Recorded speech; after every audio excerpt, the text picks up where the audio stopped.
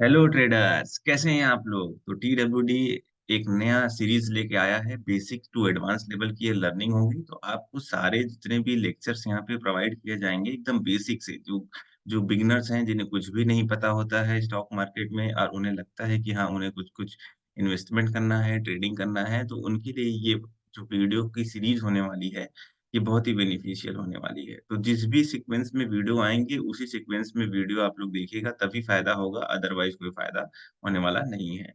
तो कुछ क्वेश्चन्स होते हैं कि सबसे पहले कि कौन-सा ब्रोकर हम लोग यूज़ करें, तो व्हिच ब्रोकर इज़ बेस्ट, क्या चार्जेज़ होने चाहिए, कौन-सा ब्रोकर लें और उसमें क्या-क्या चार्जेज़ हैं, उसके बारे में आज की क्लास में हम लोग डिस्कस करेंगे। डीमैट अकाउंट क्या होता है, ट्रेडिंग अकाउंट में डिफरेंस क्या है, डीमैट और रीमैट चार्जेस क्या होते हैं और डॉक्यूमेंट क्या-क्या रिक्वायरमेंट होंगे अगर हम कोई भी अकाउंट ओपन करने जाएँगे तो। तो इसको आज हम लोग देखेंगे। तो सबसे पहले आपको उस गूगल पे चले जाना है और कोई भी ब्रोकर जो भी आपको पता हो उसको आपको सेलेक्ट कर लेना है। मैंने यहाँ पे एक लिस्ट खोल के रखा हुआ है जिसमें देखेंगे बहुत सारे ब्रोकर आपके नाम यहाँ पे दिख जाएँगे। जैसे कि जो बहुत ज़्यादा आप लोग एडवर्टाइज़मेंट देखते होंगे, आप स्टॉक का देखेंगे, मोती ओसवाल देखेंगे, 5 पैसा, शेर खान, एंजल ब्रोकिंग, फायर्स और इतने सारे और भी ब्रोकर हैं जो हमें प्लेटफ़ॉर्म प्रोवाइड करते हैं। ज़ीरोधा हो गया, ग्रो हो गया, पेटीएम मनी, एलाइज़ ब्लू, तो इसके अलावा और भी बहुत सारे ब्रोकर हैं। जितने ये इसमें आपको क्या करना होगा, एक अकाउंट ओपन करना होगा। इस अकाउंट के माध्यम से आप जो भी शेयर को खरीदेंगे या बेचेंगे। तो ये तो बात हो गई कि इनमें से कोई भी आप ब्रोकर सेलेक्ट कर सकते हैं और उसमें क्या-क्या चार्जेज़ होंगे, चलिए उसके बारे में देख लेते हैं। तो उसके लिए आपको किसी भी मान लीजिए मेरा अकाउंट अब स्टॉक में है, तो मैं अब यहाँ पे गूगल पे चला जाऊँगा और अब स्टॉक यहाँ पे टाइप कर दूँगा। ठीक है? आप भी ऐसे कर सकते हैं। आप स्टॉक मैंने यहाँ पे टाइप किया, यहाँ पे एक ऑप्शन आ जाएगा ओपन डीमैट अकाउंट। यहाँ पे आप अपना मोबाइल नंबर एंटर करके अपने अकाउंट को ओपन कर सकते हैं, ठीक है? अकाउंट ओपन करने के साथ किसी भी ब्रोकर में अकाउंट ओपन करने से पहले उसके पेज को कायदे से पढ़ें। देखें उसमें क्या-क्या बातें बताई गई हैं क्योंकि बहुत सारे ब्रोकरेज ज़्यादा ले लेते हैं, कम ले लेते हैं, वो आपके उसके ऊपर रहेगा। यहाँ पे लिखा हुआ है ₹0 ₹0 किसका है? एएमसी। एएमसी मीन्स होता है अकाउंट मेंटेनेंस चार्ज। तो ये अकाउंट मेंटेनेंस चार्ज इनका 0 है, बट आप कोई भी इक्विटी, एफ-एन-ओ, कमोडिटी और करेंसी में ट्रेड करते हैं, आगे आने वाली सीरीज़ में बताएँगे कि इनमें क्या-क्या डिफरेंस होता है, क्या है कमोडिटी में ट्रेडिंग कैसे की जाती है, करेंसी में, एफ-एन-ओ में, इक्विटी में। तो आप बने रहिएगा। इसके लिए आपको चार्ज ₹20 देने होंगे। ठीक है? तो चलिए आते हैं अपने नेक्स्ट टॉपिक पे। यहाँ अकाउंट आप ओपन करने जाएँगे तो आपको एक केवाईसी के माध्यम से आपको अकाउंट ओपन करना होगा। ई-साइन उसमें एक आएगा, आपको साइन करके अकाउंट ईज़िली ओपन हो जाता है, उसमें कोई दिक्कत नहीं है।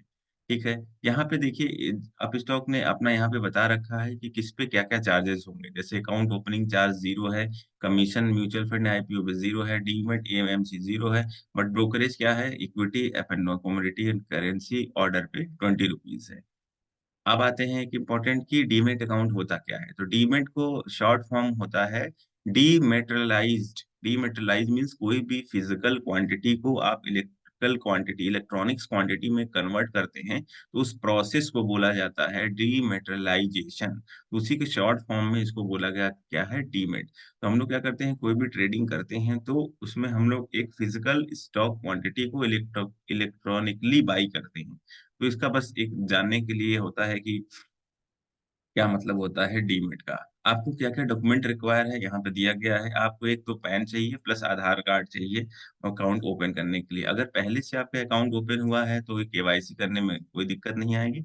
अगर आप पहली बार अकाउंट ओपन करने जा रहे हैं तो उसके लिए आपका जो भी डेटा फेच करेगा वो डिजिलॉकर से फेच करेगा। ये ज़रूरी होता है, इसके बिना आप अकाउंट ओपन को नहीं कर सकते हैं। फिर यहाँ पे इनके कुछ चार्जेज़ दिए गए हैं कि किस पे क्या-क्या चार्जेज़ लगेंगे। हर ब्रोकर का अपना अलग-अलग चार्जेज़ है, तो वो जाके देख सकते हैं। बहुत सारे ब्रोकर फ्री भी प्रोवाइड करते हैं, बट मैं रिकमेंड नहीं करूँगा उन ब्रोकर्स को आप उसमें अपना अकाउंट ओपन करें।